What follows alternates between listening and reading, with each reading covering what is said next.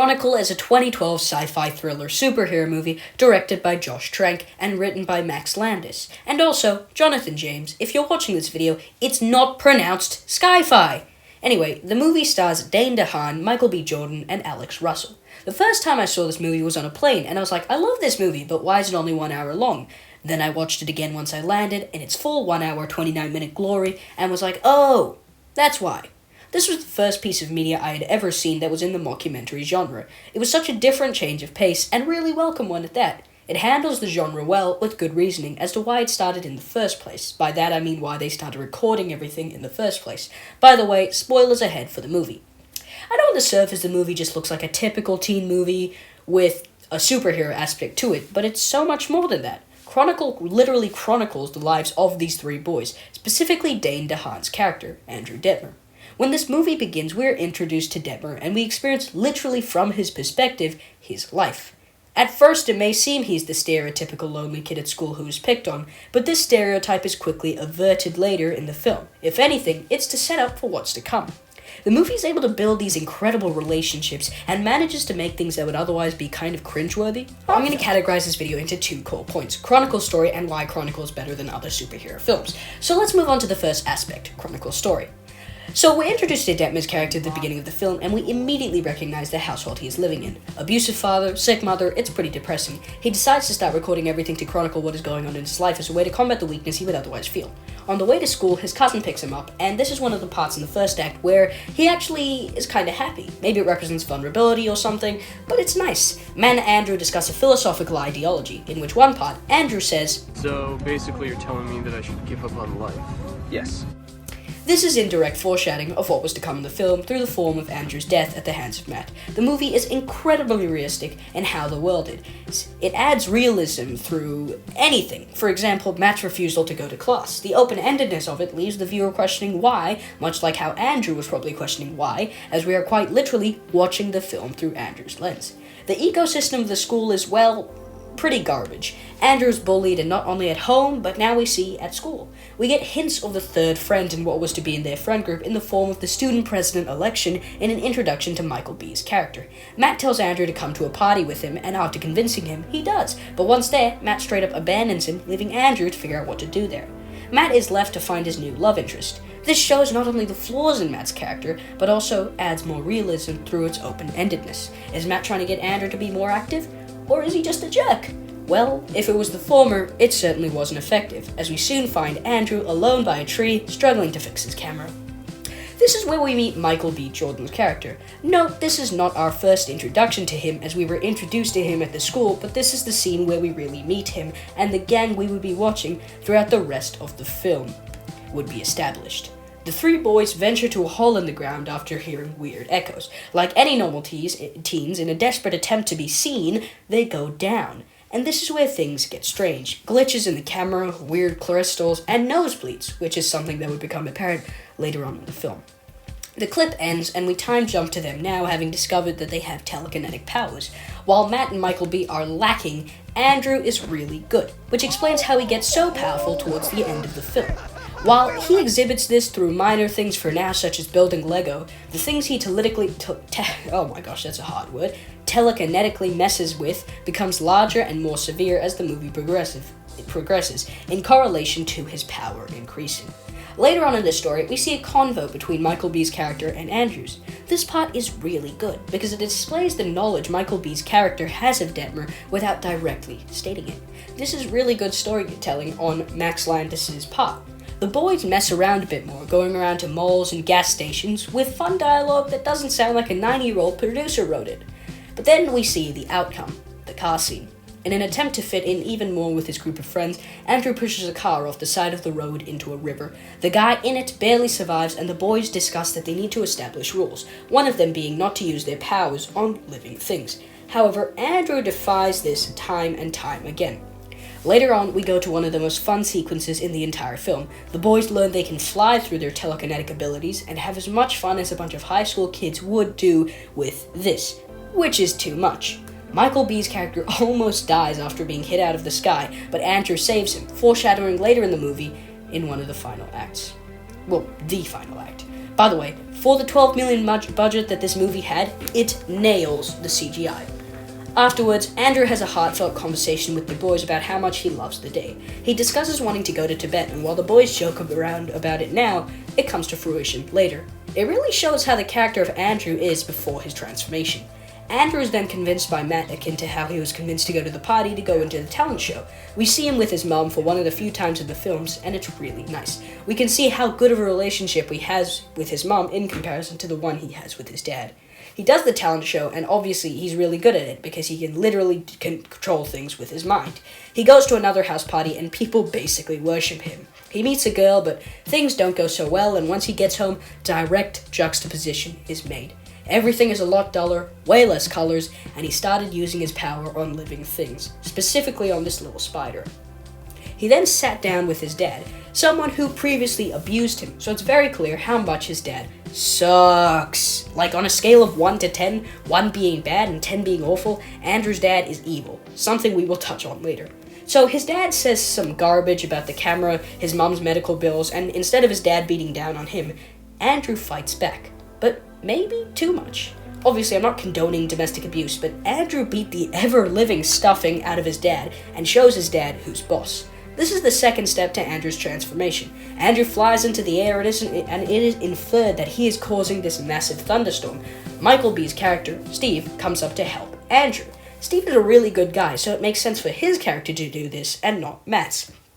And then we see the turn. Andrew kills Steve. Whether he meant to do it or not is irrelevant, but the outcome is Steve is dead, and in the process, Andrew has removed all the good in him. Steve was a representation of goodness in character, and through his death, that has been demolished. We cut to Steve's funeral, and Matt goes in on Andrew. Andrew doesn't even record his face, displaying how he has come to accept he is the villain of his own story. The story he decided to make. The story he is now propelling forward.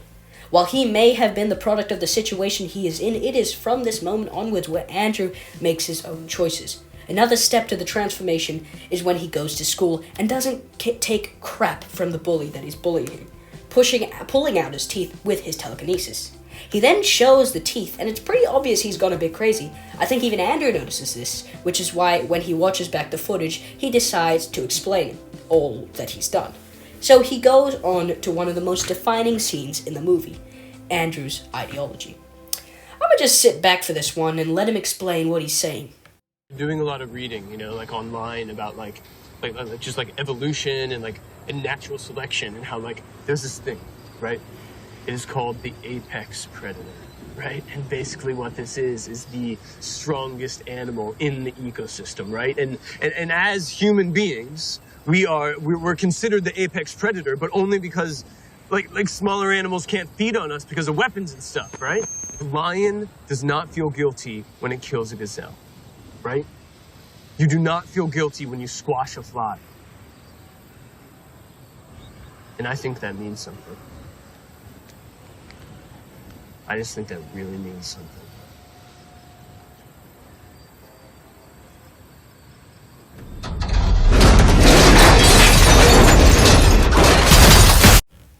Andrew has defined himself as the villain, and while he may not see it, that is the path he has chosen. It's become a prominent plotline that Andrew needs money to support his mother's cancer, but they can't afford it. This is the final chapter as the precursor to Andrew's killing spree.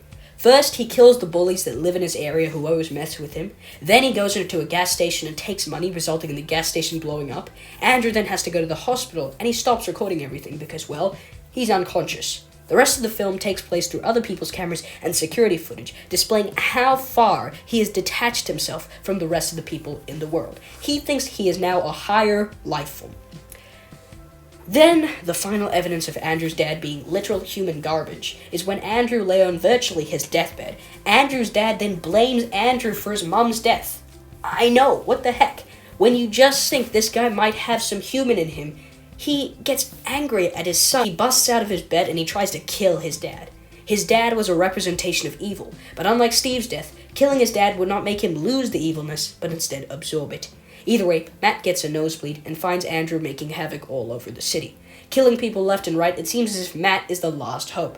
Matt tries to converse with Andrew, but he realizes Andrew is lost. He is the villain. He looks the part. He is the part. Now in the public eye, Andrew and Matt are desperate for differing things, but at the heart of it all, they are the same. But Andrew's the villain, and Matt sees it. He acknowledges it, and he does what he has to do. Matt kills Andrew. With his spear through his chest, Andrew is killed, and Matt flies away. We see a very concise montage of Matt flying through different places and biomes, and when he lands, we see it. Tibet. Andrew talked about as a dream comes true and to fruition. The scars on Matt's face are almost healed in representation of the scars that happened that day almost being healed, but not quite fully. He says he loves Andrew, and while some like to say it was Matt who got off scot-free, I'd like to differ. Matt has to live with what he's done. He killed part of his family, and that's something that you can never, ever quite get over. It's really tragic, and it's clear the real villain was not a person, but the situation Andrew was in. The powers given are just to amplify the emotion teens and people in general feel under these circumstances, and most others. But at its heart, this superhero story is a human tale. Which brings me on to the next part of this video. Superhero movies are basically a part of our local cinema. No matter whenever you go, there will almost always be a sort of superhero movie on. While not right now, that's besides the point, but whether it be good or bad, it's there and it's not leaving. For a very long time at least, we have a lot of these types of movies, and they all follow the same basic formula. At the start of a movie, you introduce some sort of powerful item renowned to the entire universe, a sort of magical item, like the Tesseract. It does not exactly matter what it is, but the effect it has on the main character's home. You then need to show that some sort of villain wants it, and he wants it for, well, villainous reasons. The first battle between the main character on the villain is step 2. You've established your reluctant hero and your villainous villain. This battle is then set up for various reasons, but usually about the magical item. This battle displays the villain's power, and the hero almost never wins this battle, resulting in some sort of personal motivation to stop the villain. Step 3. Give the main character some depth. Without depth, your hero is boring, and if that is not already obvious, no one likes boring. So display them fighting with their inner compass, like a superior, or PTSD, or anything, because again, this is never resolved, because while this is all happening, the villain is preparing for step 4, the second battle. In this one, the villainous villain returns to secure the magical artifact and leaves, legitimately just heads out, but not without killing off one of the characters. But don't fret, because all is well, and they will be okay by the end of the movie, unless you're him. Then there's the second to last step, the final showdown. In this step, if the movie is a team-up movie, the characters learn to work in harmony as the issues the main character had is resolved, and they now face off the main villain, but not before his millions upon millions upon millions of faceless cronies. So that's what they do. They kill all of the faceless robots with little to no care about the real people and real infrastructure and society around them that could all come falling down in just a few seconds, because keep in mind how much power the protagonist possesses. Finally, they come to the main villain, which it looks as if the main character is about to lose, but he doesn't. After destroying the villain and saying a one-liner, they leave and make some sort of selfless action. But then again, none of this matters because it will all be forgotten in the sequel. And finally, the post-credit scene, cameos and plugs. Just as the title said, adds in a post-credit scene if necessary, and get the creator of the comic in there just for kicks. And there you have it, folks.